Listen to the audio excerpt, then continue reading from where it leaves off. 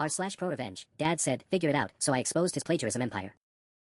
The email notification popped up on my dad's laptop screen just as I was about to close it. Payment confirmed, $850 for History 302 final paper, due tomorrow. I stared at the screen, my finger frozen over the trackpad. $850. For a paper due tomorrow. I'd been using Dad's laptop to print my resume because mine had crashed, but this wasn't what I expected to find. My stomach twisted as more notifications kept pinging. Rush order completed. Client requesting revision. Payment pending for Psych 101 series. What the hell was this? I clicked on his email folder, my hands shaking slightly. The inbox was flooded with messages from Gmail addresses with names like Jennifer Student 2024 and Mike College 99. Each email contained the same basic format: course name, assignment details, payment confirmation, and attached documents with names like final_paper_delivered.docs. My throat went dry as I opened one of the attachments. It was a 15-page research paper on Victorian literature, properly formatted, cited, and completely polished. Professional grade work that would easily earn an A. At the top, a note: as requested, this paper is guaranteed unique and will pass all plagiarism detection software. Thank you for choosing Academic Solutions Pro. Academic Solutions Pro. My father's business. I sat back in his leather desk chair, the same chair where he'd lectured me just 3 weeks ago about character and earning your place in the world when I begged him to help with my spring tuition. The same chair where he'd looked me dead in the eye and said, figure it out, kiddo. I'm not running a charity here. Figure it out. While he was making nearly $1,000 per paper selling to desperate college students. I scrolled through more emails, my disbelief turning into something darker. The operation was massive. Dozens of clients, hundreds of completed assignments, and payment records showing transactions that made my part-time campus job look like pocket change. Business essays, lab reports, thesis chapters, he had writers for everything. But the worst part? I found emails from students at my own university. Kids I recognized from classes, from the library, from the dining hall. People who were struggling just like me, except they had found a solution. They had found my dad. The same dad who had torn up my report card in 8th grade because I'd gotten help from a classmate on a math assignment. Cheating is cheating, he'd said. I won't have a child who takes shortcuts. The same dad who made me rewrite an entire English essay in high school because he suspected I'd use Spark Notes. Integrity isn't negotiable, he'd lectured. Your education means nothing if you don't earn it honestly. The same dad who refused to co-sign my student loans because I should learn the value of hard work and sacrifice. I clicked through folder after folder, each one more damning than the last. Client databases organized by university. Template responses for different types of assignments. Even a pricing sheet: rush jobs cost extra, doctoral work commanded premium rates, and there were bulk discounts for students who ordered multiple papers per semester. My phone buzzed with a text from my roommate asking if I'd figured out how to cover next month's rent yet. I stared at the message, then back at the laptop screen showing my father's empire built on academic dishonesty. He'd made me feel like a failure for struggling financially, like I wasn't trying hard enough, wasn't smart enough, wasn't worthy enough of his help. Figure it out, he'd said. Fine. I would. I spent the next 3 hours going deeper into my dad's files, and what I found made my initial discovery look like small-time fraud. This wasn't just some side hustle he'd picked up recently. Date stamps on the oldest files went back 7 years, right around the time he'd started his consulting business that paid for our family's comfortable lifestyle. The same business success he'd attributed to his strong work ethic and superior intellect whenever he compared me to himself. The scope was staggering. He had a network of freelance writers across 3 countries, a sophisticated system for avoiding plagiarism detection, and client testimonials praising Academic Solutions Pro for saving their GPAs. Some students were repeat customers, ordering papers for entire semesters. Others left reviews like, you guys saved my scholarship, and my parents would have killed me if I failed, thank you. But it was the financial records that really made me sick. In the past year alone, he'd pulled in over $300,000. $300,000. While I'd been eating ramen for dinner and picking up extra shifts at the campus bookstore just to afford textbooks, he'd been making my entire yearly expenses in a single month. The irony was suffocating. Every lecture about building character through struggle, every refusal to help with my expenses, every disappointed look when I'd asked for financial support, all while he was profiting off enabling other students to avoid the exact struggles he insisted I needed to face. I found his tax records next, buried in a folder labeled personal. My stomach dropped. He was reporting maybe a third of his actual income, claiming most of it as cash consulting work with vague descriptions. Tax evasion on top of everything else. Then I discovered the pricing discrimination, and my hands started shaking with rage. He charged different rates based on the schools. Students at my university, a state school where most of us were working-class kids struggling to afford an education, got charged premium rates. Ivy League schools. Discount pricing. He literally had a note in his system: rich kids complain more and have connections. Keep them happy with lower prices. The hypocrisy was breathtaking. He'd raised me with constant lectures about fairness and earning your way, while running a business that literally preyed on desperate students and charged them based on how little power they had to fight back. I was about to close the laptop when I heard his car pulling into the driveway. My heart hammered as I quickly cleared the browser history and closed all the windows, but I couldn't delete what I'd already seen from my memory. How's the job hunt going? He called out as he walked through the front door, same cheerful tone he always used when he thought he was teaching me valuable lessons about self-reliance. Great, I managed to call back, ejecting my flash drive. I'd copied everything: client lists, payment records, completed assignments, tax documents, the whole operation. Really learning a lot about how the world works. That's the spirit, he said, appearing in his office doorway. Nothing builds character like figuring things out on your own. I looked up at him, this man who'd shaped my entire worldview around concepts of integrity and honest work, and felt something cold settle in my chest. You're absolutely right, Dad, I said, slipping the flash drive into my pocket. I'm starting to figure out exactly how things really work. He smiled, completely oblivious to the fact that his empire was about to crumble. Because if he wanted me to figure it out on my own, then that's exactly what I was going to do. I spent the next 2 days consumed with planning, barely sleeping or eating. Every time I looked at my dad across the dinner table, I had to fight the urge to throw the flash drive at his smug face. He kept making casual comments about lazy students these days, and how hard work is becoming a lost art, completely oblivious to the bomb I was sitting on. But I quickly realized that exposing him wasn't going to be as simple as I'd initially thought. The first complication hit when I tried to verify some of the client information. I couldn't just march into the dean's office with a flash drive and expect them to take me seriously, not without irrefutable proof. I needed to confirm that these papers had actually been submitted and that the transactions were legitimate. But how do you investigate academic fraud without becoming complicit in it yourself? I started small, focusing on students I recognized from my own university. There was Jennifer Chen from my sociology class, whose writing had dramatically improved overnight last semester. I chalked it up to tutoring, but now I knew better. Her name was all over Dad's client files, with 8 completed assignments over 3 months. Then there was Marcus from the library who'd been stressed about failing organic chemistry. According to Dad's records, he'd ordered 3 lab reports and a final exam study guide. Suddenly his confident answers during our study group made sense. The worst discovery was finding my own roommate's girlfriend in the client database. Sarah had been bragging about her perfect GPA, acting like she was naturally brilliant while I struggled with every assignment. She'd ordered 12 papers from Dad over the past year, including the psychology research project that won her a departmental award. But knowing they were clients and proving it were 2 different things. I couldn't exactly walk up and ask if they bought papers from my father. The second complication was technical. I'd naively assumed I could just forward the evidence to university administrators and watch everything unfold. But as I researched how academic integrity investigations actually worked, I realized the process was incredibly bureaucratic and slow. Universities protect themselves first, students second. They'd want to verify everything independently, which could take months and might give Dad time to cover his tracks. Worse, I discovered that some universities had policies protecting whistleblower identity only in specific circumstances. There was a real chance my name could get back to him before any investigation concluded. The third complication was the most personal one. I wasn't the only family member who'd been kept in the dark. While researching Dad's business registration records, I found Mom listed as a co-owner of Academic Solutions Pro LLC. My stomach dropped. Was she part of this? Had both my parents been lying to me while I struggled? I confronted her indirectly that evening, mentioning that I'd heard about students buying papers online and how terrible it must be for their families when they got caught. "Oh, it's awful," she said immediately, her reaction seeming genuine. "Can you imagine the shame? Your father always says education is sacred. It would break his heart if you ever did something like that." Her response felt authentic, but it raised new questions. If she was listed as co-owner but genuinely didn't know, then Dad had been manipulating legal documents too. If she did know and was lying, then my entire family was built on fraud. That night, I lay awake staring at the ceiling, realizing I was in deeper than I'd initially understood. This wasn't just about revenge against my hypocritical father anymore. This was about a systematic operation that had corrupted dozens of students' educations, evaded federal taxes, and potentially implicated my mother in crimes she might not even know she was committing. The evidence on that flash drive could destroy multiple lives beyond just Dad's. But every time I considered backing down, I remembered his words, "Figure it out, kiddo." Fine. I'd figure out how to burn it all down properly. I decided I needed professional help, but finding it without exposing myself proved nearly impossible. I couldn't exactly walk into the campus legal aid office and say, "Hey, I need advice on destroying my father's criminal enterprise." So I got creative. I started hanging around the journalism department, striking up conversations with professors about hypothetical, investigative stories. Professor Martinez in media ethics was particularly helpful when I posed questions about protecting sources while exposing academic fraud. She gave me a reading list about whistleblower protections that became my Bible for the next week. The legal research revealed another massive complication, the statute of limitations. Some of Dad's earliest client records went back 5 years, but universities had different policies about how far back they could pursue academic integrity violations. If I waited too long to expose recent activity, some students might graduate and become untouchable. But if I moved too fast, I might not have enough evidence to make the charges stick. Then I discovered something that made my blood run cold. While cross-referencing client names with social media profiles to verify they were real students, I found Tyler Morrison's LinkedIn page. According to Dad's records, Tyler had ordered 6 papers during his senior year of pre-med. Now he was in his 2nd year of medical school at Johns Hopkins. A future doctor had bought his way through organic chemistry and advanced biology. What if those papers covered material he'd need to actually save lives? The thought kept me awake for 2 straight nights. How many other pre-med students, future engineers, or aspiring teachers were in Dad's client database? I started categorizing clients by major, and the results were terrifying. Nursing students who bought papers on pharmacology. Education majors who purchased child development assignments. Accounting students who'd ordered ethics coursework. Dad wasn't just enabling cheating, he was potentially compromising entire professions. But the discovery that finally pushed me over the edge came when I was documenting the payment methods. Most clients paid through PayPal or Venmo, but the high-dollar repeat customers had a different system. Dad was running payments through something called Morrison Academic Consulting. Morrison. Tyler Morrison, the pre-med student. I dug deeper and found the horrifying truth. Tyler wasn't just a client anymore. He'd become Dad's business partner. The timestamps showed he was now helping write papers for current students, using the knowledge he'd never actually learned himself. He was getting paid to perpetuate the same fraud that had gotten him into medical school. It was a pyramid scheme of academic dishonesty, with my father at the top recruiting successful former clients to expand the operation. I found 3 other consultants in the system, all former clients who were now in graduate programs or early career positions, earning extra money by ghostwriting for the next generation of cheaters. The scope was staggering.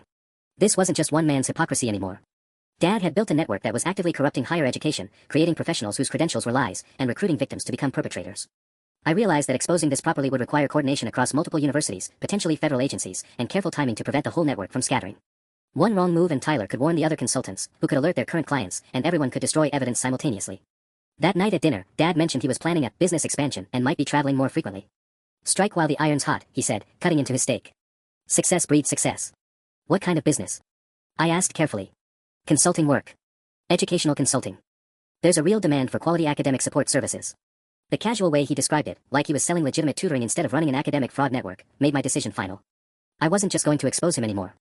I was going to expose everyone. The first step was infiltrating Dad's network more deeply. I needed to understand exactly how the consultant recruitment worked and identify all the players before anyone could disappear. This meant taking risks that made my hands shake every time I opened his laptop. I started by creating fake email accounts and posing as a struggling student. Using a VPN and a burner phone number, I contacted Morrison Academic Consulting through their website. Within hours, Tyler Morrison himself responded, his tone professionally friendly as he offered to provide academic guidance for my challenging coursework requirements. The conversation that followed was surreal. Here was a medical student, someone training to save lives, casually explaining how he could write my organic chemistry lab reports for $200 each. He even mentioned his specialization in pre-med coursework, clearly marketing the same subjects he'd cheated his way through.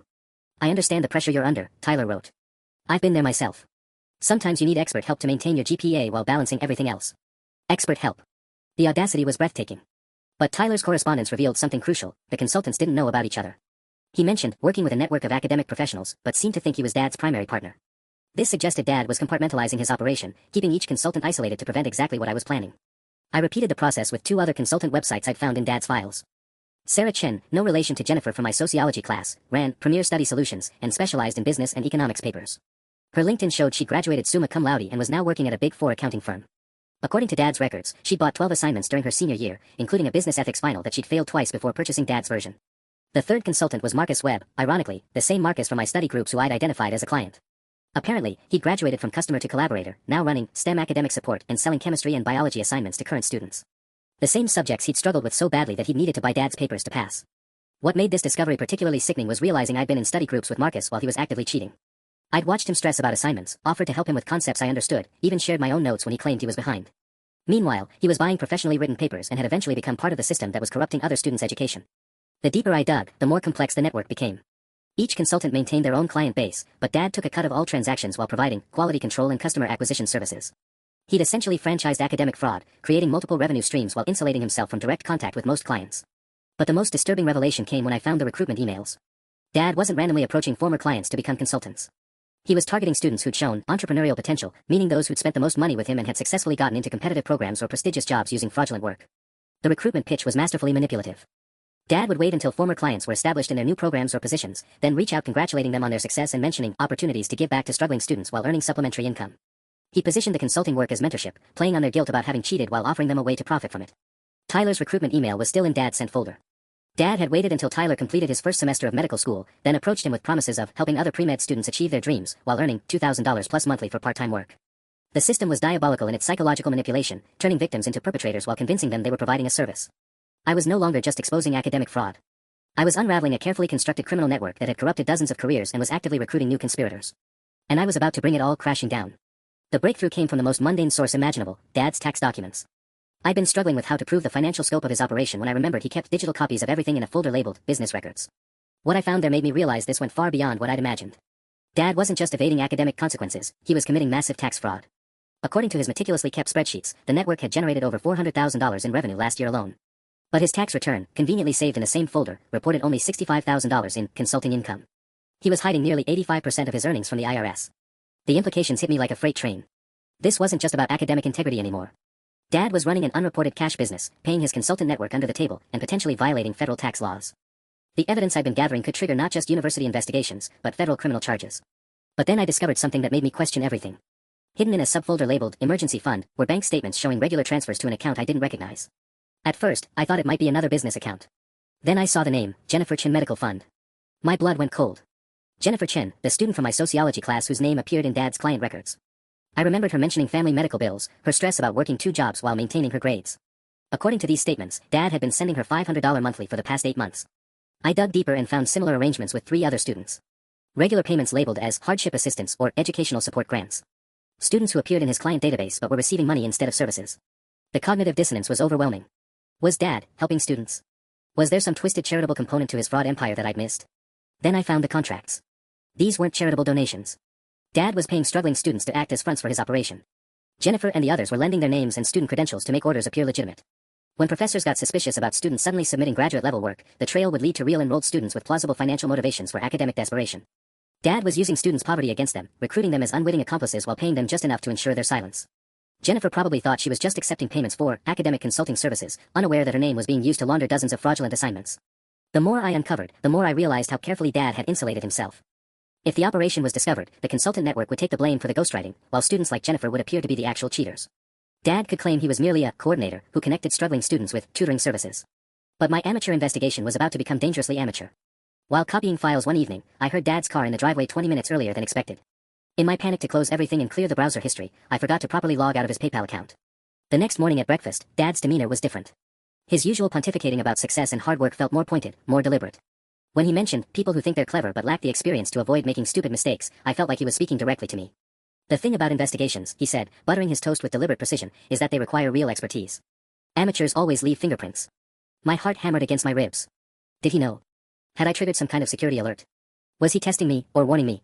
I excused myself, claiming I had an early class, but spent the day in the library trying to figure out if I'd blown everything before I could act. The paranoia was eating me alive. Every interaction with Dad felt loaded with double meaning, every casual comment a potential threat. I started varying my routine, staying late at the library, taking different routes home. If he suspected something, I needed to accelerate my timeline. But first, I had to know if he was onto me. The answer came in the most chilling way possible. 3 days after the breakfast incident, I received an email from an address I didn't recognize, academicadvising2023@gmail.com. The subject line read, regarding your academic concerns.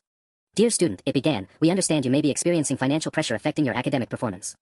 Our consultants provide discreet assistance to help students maintain their GPAs during challenging periods. Completely confidential. Reasonable rates. Please reply if you'd like to discuss your options. My hands trembled as I read it. Dad was recruiting me. His own son. Either this was the most twisted psychological game imaginable, or his operation had grown so large that I'd somehow ended up on a mass mailing list. Neither possibility was comforting. If it was intentional, he was playing cat and mouse, letting me know he knew. If it was accidental, it meant his network was vast enough that my email had been flagged through some automated system as a potential client. I screenshot the email and checked the metadata, but the account had been created through a VPN with false registration information. Professional level operational security. This wasn't some amateur side hustle, Dad was running a sophisticated criminal enterprise. That evening, I tested him. Over dinner, I mentioned struggling with my upcoming economics midterm, laying it on thick about how much pressure I was under to maintain my grades for my scholarship. Dad listened with what seemed like genuine paternal concern, offering to help me study, suggesting I visit professor office hours, even proposing to hire a legitimate tutor. Not a single hint that alternative options might be available. So the email was deliberate. He was torturing me, demonstrating the reach of his operation while maintaining plausible deniability. The message was clear, I know that you know, and there's nothing you can do about it. But Dad had made one crucial miscalculation. His psychological warfare had revealed something I hadn't known before, my university email was in his system. Which meant I could trace how I'd been identified as a potential client. I spent that night creating a fake email account and responding to the recruitment message, pretending to be a desperate student interested in academic assistance. The response came within hours, directing me to a Telegram channel for confidential discussions. The channel was a revelation. Dozens of students from at least 6 different universities, all discussing assignments, deadlines, and pricing. Dad had created an encrypted marketplace where students could browse available papers, request custom work, and coordinate payments. The scale was breathtaking, hundreds of transactions happening in real time. But more importantly, I now had access to the entire client network. Not just Dad's records, but active communications between clients and consultants. Real-time evidence of academic fraud happening across multiple institutions. I began documenting everything, screenshots of conversations, payment confirmations, delivery confirmations. The evidence was overwhelming, but I needed to be strategic about how to use it. Going to my university alone wouldn't be enough, this was a multi-institutional problem requiring coordinated action. Then I saw something that made my blood run cold. A message from Marcus Webb, the consultant I'd recognized from my study groups, announcing a special promotion for STEM assignments and mentioning he was recruiting additional writers for the upcoming final season. He was expanding the network. And according to his message, Dad had given him authorization to identify promising candidates from current client pools. They weren't just selling fraud anymore. They were actively recruiting students to become part of the operation, turning victims into perpetrators, just like Tyler and the others. My classmates, my friends, people I studied with every day, any of them could be targeted for recruitment if they showed signs of academic or financial desperation. The empire wasn't just growing. It was metastasizing. And I was running out of time to stop it. The recruitment push was happening faster than I'd anticipated. Over the next week, I watched through the Telegram channel as Marcus and 2 other consultants began what they called talent scouting. They were targeting students who'd been clients for multiple assignments, the repeat customers who were already compromised and desperate. The process was sickeningly methodical. First, they'd identify students who showed reliability and discretion in their transactions. Then they'd reach out with offers of reduced rates in exchange for minor assistance with quality control. Before the students realized what was happening, they were being asked to review and polish papers that would be sold to other clients. Within days, former customers were becoming unwitting editors and proofreaders. And once they'd crossed that line, the consultants had leverage to push them further into the operation. I watched Jennifer Chin get recruited through this exact process. She'd gone from receiving those monthly hardship assistance payments to being offered simple editing work for extra cash. The messages showed her obvious reluctance, but also her desperation. Her father's chemotherapy was getting expensive, and the $200 per paper for basic proofreading was too much for her to refuse. What Jennifer didn't know was that her editing was the final step before papers were sold to other students. Her name was becoming associated with more and more transactions, creating a paper trail that would destroy her if the operation was exposed. I wanted to warn her, but any direct contact would blow my cover and potentially expose my investigation. Instead, I had to watch her sink deeper into Dad's web, one seemingly innocent editing job at a time. The breaking point came when I saw my roommate Derek's email appear in the recruitment channel. Derek had been struggling with organic chemistry all semester. He'd failed the first midterm and was panicking about losing his pre-med track. I'd watched him pull all-nighters, attend every study session, and work with tutors, but the material just wasn't clicking. Marcus had apparently noticed Derek's desperation during their shared biology lab and flagged him as a potential client. Within hours, Derek received the same recruitment email that had been sent to me. That night, I watched Derek stare at his laptop screen, reading the email over and over. I could see him wrestling with the decision, weighing his ethics against his terror of academic failure. His parents had sacrificed everything to send him to college. The pressure to succeed was crushing him. "You okay, man?" I asked, trying to keep my voice casual. Derek quickly closed his laptop. "Yeah, just stressed about the next chem exam. Want to study together?" "I did okay on the last one." "Maybe," he said, but I could tell he was barely listening. I might have found some extra help. My stomach dropped. I wanted to grab his shoulders and shake him, tell him exactly what kind of help he was considering. But I couldn't reveal what I knew without explaining how I knew it. That night, I lay awake knowing that Derek was probably messaging with Marcus, getting drawn into the same web that had already trapped dozens of other students. My roommate, my friend, someone I ate dinner with every night, he was about to become another casualty of Dad's empire. The next morning, I made a decision that terrified me. I couldn't wait any longer to gather more evidence. I had enough to destroy the operation, but every day I delayed meant more students like Derek and Jennifer getting pulled in deeper. It was time to start reaching out to the universities. But first, I needed to secure everything I'd collected before Dad realized his network had been compromised. Because once I started making contact with academic integrity boards, there would be no going back. And if Dad discovered what I was planning before I could execute it, I wasn't sure what he might do to protect his empire. The war was about to begin. The first university I contacted was State College, where I'd seen the heaviest client activity in a Telegram channel. I crafted a careful email to their academic integrity office, introducing myself as a concerned student who discovered evidence of systematic academic fraud. I kept it vague, no names, no specific details, just enough to gauge their interest and response time. The reply came within 6 hours. Dr. Patricia Vance, the director of academic integrity, wanted to schedule an immediate phone call. Her urgency told me everything I needed to know. They'd been dealing with suspicious patterns but hadn't been able to identify the source. "We've noticed an uptick in papers with remarkably similar structural patterns," she explained during our call. "Sophisticated work, but with subtle indicators that suggested external assistance. We suspected an organized operation but had no way to trace it." I offered to share what I'd found, but she stopped me before I could continue. "If what you're describing is accurate, this goes beyond a simple academic integrity violation. We'll need to coordinate with law enforcement. Are you prepared for that level of involvement?" The question hit me like a physical blow. Law enforcement meant criminal charges. It meant Dad wouldn't just lose his business, he could face jail time. For a moment, I hesitated, wondering if I was crossing a line I couldn't uncross. Then I thought about Derek, who'd looked exhausted and guilt-ridden for the past 3 days. About Jennifer, whose financial desperation was being weaponized against her. About Tyler and all the other students who'd been turned into unwitting accomplices. "Yes," I told Dr. Vance. "I'm prepared." We scheduled a meeting for the following Thursday. She warned me to be extremely careful about preserving evidence and avoiding any actions that might compromise an investigation. Which meant I had to watch helplessly as the recruitment continued. That evening, Derek confirmed my worst fears. He approached me while I was studying in our room, his face a mixture of relief and shame. "Hey, so remember how I was stressed about chemistry?" He sat down on his bed, avoiding eye contact. "I found some help. This tutoring service that provides comprehensive assistance." "What kind of assistance?" I asked, though I already knew. "They write practice papers that are really similar to what professors assign. Like, really similar. I can learn from their approach and apply it to my actual work." The rationalization sounded rehearsed, like he'd been practicing it. I wanted to scream. Derek was a good person, someone who'd spent hours helping other students with math problems and volunteered at a literacy program downtown. Dad's operation was corrupting him, turning him into someone he'd normally despise. "How much is this tutoring service?" I asked. That's the weird part. The first few papers are really cheap, like they're running some kind of promotional deal. The guy said if I refer other students, I might even get some free assistance. There it was, the recruitment hook. Get students dependent on the service, then pressure them to bring in friends. Create a network where everyone was complicit, making it harder for anyone to report the operation without implicating themselves.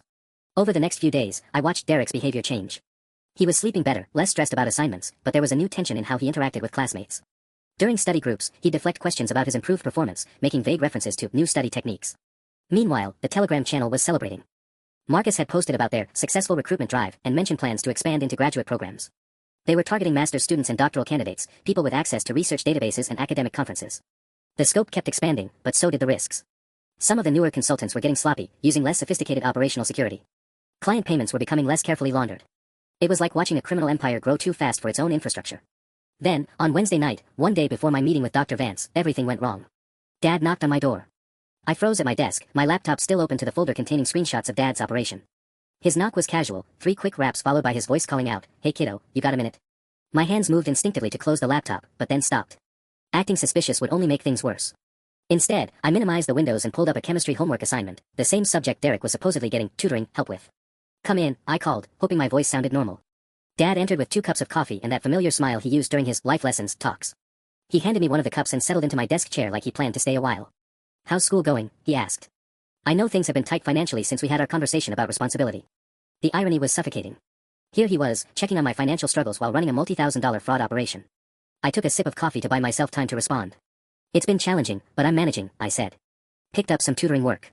Something flickered in his eyes, interest, maybe suspicion. "Tutoring? That's great initiative. What subjects?" "Chemistry mostly. Helping other students with problem sets."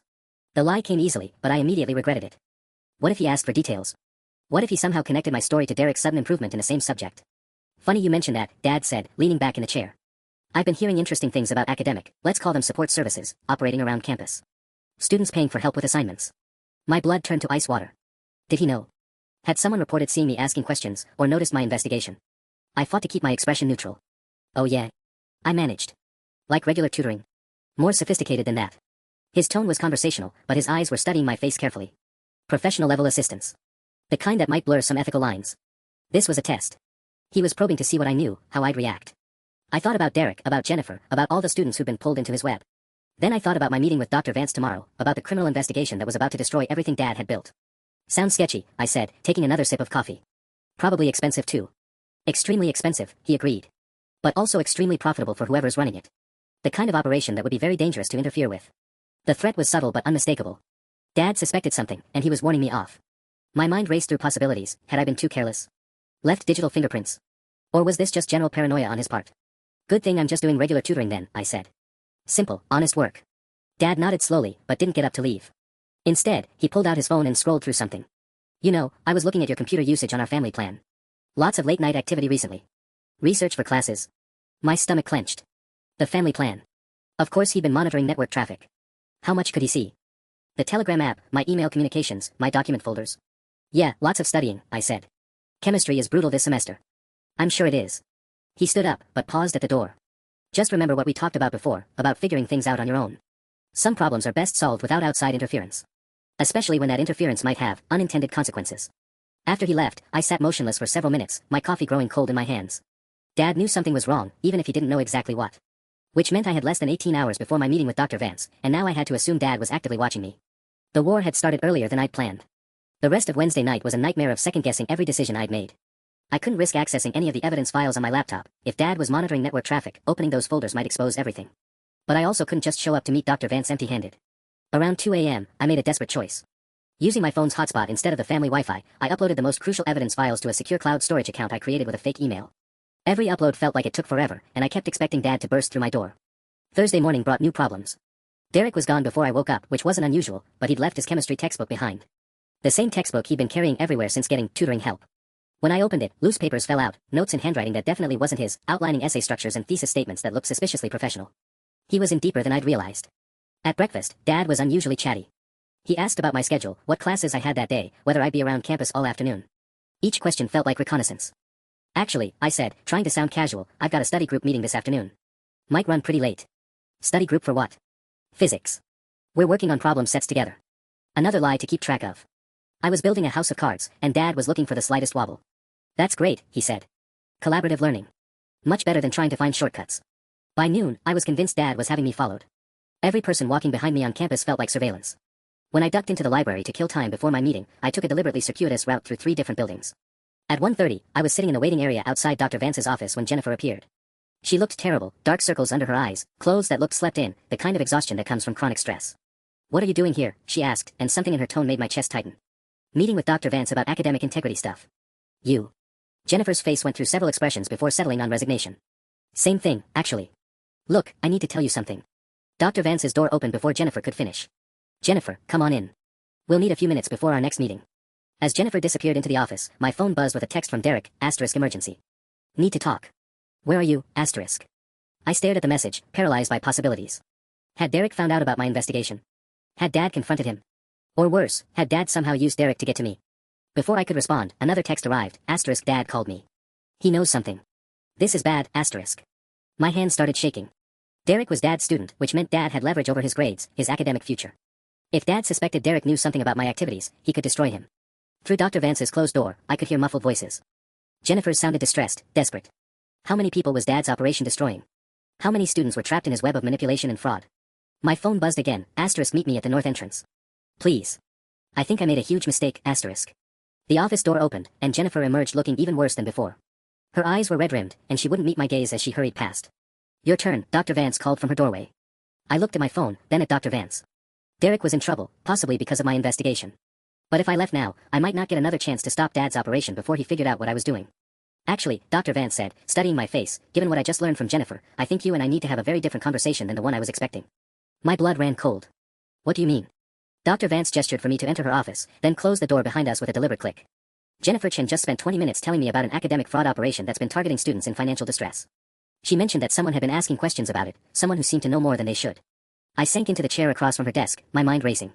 Jennifer had beaten me here. But what exactly had she told Dr. Vance? And why did she look so devastated when she left? She described you perfectly, Dr. Vance continued, settling behind her desk.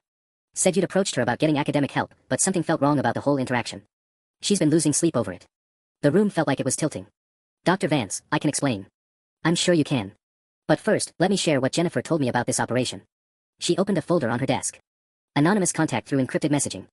Professional quality work delivered within impossible time frames. Prices that suggest this isn't some student side hustle, but a sophisticated business. My phone was buzzing insistently in my pocket, Derek, probably panicking about whatever Dad had said to him. But I couldn't look away from Dr. Vance's steady gaze. Jennifer also mentioned that the person running this operation seems to have extensive knowledge of our faculty, our assignment patterns, even our grading rubrics. The kind of inside information that would be very difficult for a student to obtain. She was connecting the dots. Maybe not to Dad specifically, but she was getting close to understanding the scope of what we were dealing with. Dr. Vance, I started, I came here because I have evidence. Evidence of your own involvement. Her voice wasn't accusatory, exactly, but it wasn't friendly either. Because Jennifer seemed to think you might be more than just a concerned student. This was falling apart. I planned to be the whistleblower, the one bringing justice to light. Instead, Jennifer had painted me as a potential conspirator. How could I explain that I was investigating my own father without sounding completely unhinged? Show me your phone, Dr. Vance said suddenly. What? Your phone. If you're genuinely here to report academic fraud, you won't mind showing me your recent messages. Jennifer mentioned that initial contact with this operation happens through social media and messaging apps. My phone felt like it weighed 1,000 pounds. The Telegram conversations with fake accounts, the screenshots of Dad's client files, the messages with Derek that could be interpreted as coordinating something shady, it would all look incredibly incriminating without context. I know how this looks, I said desperately. But I'm not part of the operation. I'm trying to stop it. Then prove it. Before I could respond, there was a sharp knock on the door. Dar. Vance frowned. Clearly, she blocked out time for this meeting and wasn't expecting interruptions. Come in, she called. The door opened, and my heart stopped completely. Dad walked in, dressed in his best professor attire, carrying a leather briefcase and wearing his most concerned academic expression. Dr. Vance, I'm sorry to interrupt, but I got your message about a potential academic integrity issue involving my child. I came as soon as I could. He looked directly at me, and his smile was perfectly calibrated, worried parent mixed with disappointed authority figure. I think there's been some kind of misunderstanding. Dr. Vance looked between us, clearly reassessing the entire situation. Mr. Last name, I didn't realize you were. Their father, yes. And I'm afraid this might be more complicated than it initially appeared. Dad set his briefcase down and pulled out a chair. May I sit? I think I can help clarify what's really been happening here. I watched in horror as Dad positioned himself as the concerned parent, coming to clean up his child's mess. Whatever story he was about to tell, I knew it would paint me as the problem and him as the solution. The trap was closing, and I was running out of moves. Dad's presence filled the room like a toxic gas. He settled into his chair with the practiced ease of someone who'd spent decades navigating academic politics, and I watched Dr. Vance's entire demeanor shift toward him. I appreciate you coming in, she said. This is a delicate situation. Of course. Family always comes first. Dad's voice carried that perfect blend of authority and warmth that had charmed countless colleagues over the years. Though I have to say, I'm not entirely surprised by this meeting. My stomach dropped. What was he about to say? You see, Dad continued, glancing at me with what looked like parental concern, we've been dealing with some concerning behavior at home. Financial pressure from college costs has been challenging. Dr. Vance nodded sympathetically. Many families are struggling with educational expenses. Exactly. And I'm afraid that pressure may have led to some poor decisions. Dad opened his briefcase and pulled out a manila folder. I've been monitoring some unusual activity, late-night computer usage, secretive phone calls, defensive behavior when questioned about schoolwork. He was rewriting the narrative in real time, turning my investigation into evidence of my guilt. Every piece of legitimate evidence I'd gathered would now look like proof of my involvement in academic fraud. When you called about a student potentially being connected to a cheating operation, Dad said to Dr. Vance, I had to wonder if this was related to what I'd been observing. My phone buzzed again, Derek still trying to reach me. Dad's eyes flicked to my pocket. Even now, he said sadly, there's this constant communication with unknown contacts. That's not, I started, but Dad held up a gentle hand. I know this is embarrassing. But Dr. Vance, I think what we might be dealing with here is a student who got in over their head financially and made some regrettable choices. Dr. Vance was studying both of us carefully. What kind of choices? Dad sighed, playing the role of disappointed but supportive parent perfectly. I suspect my child may have been selling academic services to other students. When I reduced financial support to teach responsibility and self-reliance, it may have created an incentive for entrepreneurial activities. The brilliance of it was sickening. He was confessing to running an academic fraud operation, but pinning it entirely on me. Every client, every transaction, every plagiarized paper could now be explained as my desperate attempt to pay for college. Dr. Vance, I said, my voice cracking, that's not what happened. He's the one. I know it's hard to admit, Dad interrupted gently. But denial won't help us fix this. My phone buzzed a third time, and this time Dad looked directly at it. May I? He asked Dr. Vance. I think those messages might be relevant to understanding the scope of this situation. Dr. Vance hesitated. I don't have the authority to demand. Of course. But if my child is genuinely innocent, surely there would be no problem with transparency. Dad's voice carried just the right note of reasonable concern. The trap was perfect. If I refused to show my phone, I looked guilty. If I showed it, the messages with Derek and the evidence I gathered would be recontextualized as proof of my operation. Actually, I said, standing up abruptly, I need to use the restroom. Dr. Vance frowned. We're in the middle of. Please. I'll be right back. I was already moving toward the door, my phone in my hand. Of course, Dad said smoothly. Take all the time you need to think about how you want to handle this. I stepped into the hallway, my hands shaking as I pulled out my phone. 3 messages from Derek, each more urgent than the last. The most recent one made my blood freeze. Asterisk, your dad showed me bank records with your name on them. Said you've been stealing from him to run some cheating business. He wants me to testify that you approached me about buying papers. Says he'll give me an A if I cooperate, fail me if I don't. Asterisk. He's making me choose between my future and yours. Asterisk, I'm sorry. I don't know what to do. Asterisk. Dad wasn't just framing me for his crimes. He was turning my only ally against me. I stared at Derek's message until the words blurred together. Dad had moved faster than I'd anticipated, already working to isolate me from anyone who might support my version of events. But as the initial shock wore off, something else clicked into place. Bank records with my name on them. That wasn't possible unless Dad had created them specifically for this moment. Which meant he'd been planning this contingency for a while, maybe from the moment he realized I was getting too close to his operation. But fabricated bank records also meant he'd left a digital trail of his own manipulation. I quickly typed back to Derek, asterisk, don't respond to him yet. Ask to see the actual bank statements, not just printouts. Look at the metadata, the timestamps, the account creation dates. If they're fake, there will be evidence, asterisk. Then I opened my laptop bag and pulled out the portable drive where I backed up everything. Dad might be rewriting the narrative in that office, but I still had the original evidence. The question was whether anyone would believe it now that he positioned himself as the concerned parent discovering his child's criminal enterprise. My phone buzzed with a new message from a number I didn't recognize, asterisk, this is Jennifer Chin from Dr. Vance's class. Derek gave me your number. We need to talk. Now, asterisk. I called the number immediately. Jennifer answered on the first ring. Where are you? She asked without preamble. Outside Dr. Vance's office. Look, I can explain. No, I need to explain something to you. I just got off the phone with Madison Torres, the girl whose paper you supposedly wrote. She never bought anything from you. She bought it from someone calling himself Professor Academic, who had detailed information about our class assignments. My heart started racing. What else did she say? She said when she questioned some of the research citations, Professor Academic knew exactly which databases Dr. Vance preferred and even mentioned specific comments he'd made in class. Comments from lectures Madison had missed. This was huge. Did she save any of those conversations? Screenshots, payment records, everything. But here's the weird part, when I told her I was investigating academic fraud, she said Professor Academic had warned her that a student might try to frame innocent people and that she should be careful about who she trusted. Dad had been setting up this defense for weeks, maybe months. He'd warned his clients that someone might try to expose the operation and painted me as the untrustworthy source before I'd even made my move. Jennifer, I need you to do something for me, I said urgently. Can you get Madison and any other students with evidence to meet somewhere off campus? Don't use phones or messaging apps, your dad might be monitoring communications. My dad? What does my dad have to do with? She stopped mid-sentence. Wait. Professor Academic knew things about Dr. Vance's teaching methods. Inside information. You think it's someone with faculty access? I think it's someone who's been watching these classes very carefully. Someone who could predict assignment patterns because he helped create the academic standards being used. There was a long pause. Holy shit, Jennifer whispered. You're talking about faculty involvement. Someone with administrative access to course materials, grade databases, maybe even financial aid information. Can you get Madison to meet us? And anyone else who has dealings with Professor Academic? There's a 24-hour diner on Mill Street, about 2 miles from campus. Rockies. Can you get there in 30 minutes? I'll be there. I hung up and took a deep breath. In that office behind me, Dad was probably spinning an elaborate story about my supposed criminal activity while positioning himself as the victim of his own child's deception. But now I had something he didn't expect, actual victims of his operation willing to speak up. The door to Dr. Vance's office opened behind me. Everything all right out there? Dad's voice carried that familiar tone of false concern.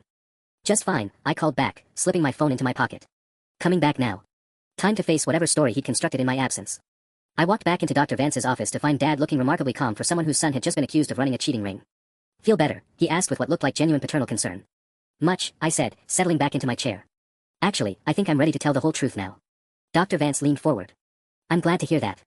The truth is, I said, looking directly at Dad, someone has been very clever about this whole operation. They've been running academic fraud for years, building relationships with students, learning the intimate details of how classes work. Dad's expression didn't change, but I caught the slight tightening around his eyes. But they made one crucial mistake. What's that? Dr. Vance asked. They assumed their victims wouldn't talk to each other. My phone buzzed with a text from Jennifer, *Madison's here with everything. Screenshots show Professor Academic knew Dr. Vance assigned a Hemingway essay 2 days before he announced it in class. Only someone with faculty access could know that, *. I showed Dr. Vance the message. Madison Torres is one of the students who bought papers from the real operation. She's waiting with evidence that shows whoever sold to her had inside knowledge of your assignment schedule. Dad's mask finally slipped. Anyone could have. Actually, no, I interrupted. Jennifer Chen just confirmed that you changed the Hemingway assignment at the last minute due to a library database issue. You only announced the change in class, never posted it online. But Professor Academic somehow knew about it beforehand. Dr. Vance was already reaching for his phone. I need to call campus security. Wait, Dad said, his voice taking on a sharper edge. You're going to believe some elaborate conspiracy theory over bank records that were created yesterday? I pulled out my laptop and opened the files Derek had sent me. Derek looked at the metadata like I suggested. The documents you showed him were generated yesterday afternoon, about 3 hours after our family dinner where you were asking suspicious questions about my study habits. I turned the laptop toward Dr. Vance. But here's what's really interesting. Professor Academic has been operating for 3 years. The PayPal account, the email address, even the writing style analysis of the papers he sold, they all point to someone with a very specific educational background. Dad stood up abruptly. This is ridiculous. I'm not going to sit here while I explain how you used your position at the university to gain access to syllabi, assignment schedules, and grading rubrics. I stood up too. Or how you created an entire network of academic fraud while lecturing me about integrity. Dr. Vance was staring at Dad with growing realization. Richard, please sit down. You have no proof of any of this, Dad said, but he was already moving toward the door. Actually, I have 3 years of records. Payment histories, client communications, and original documents showing the plagiarism patterns. I pulled out the USB drive. Plus a dozen students willing to testify about their interactions with Professor Academic. Dad stopped at the door. For a moment, he looked like he might try to brazen it out, to somehow turn this back around on me. Then his shoulders sagged. You have no idea what you've done, he said quietly. I figured it out, I replied, echoing his words back to him. Just like you told me to. The irony wasn't lost on either of us. He'd built an empire on academic dishonesty while demanding I succeed through pure integrity and effort. When I couldn't afford tuition, he told me to figure it out rather than offer help he could easily afford. So I had figured it out. Just not the way he'd intended.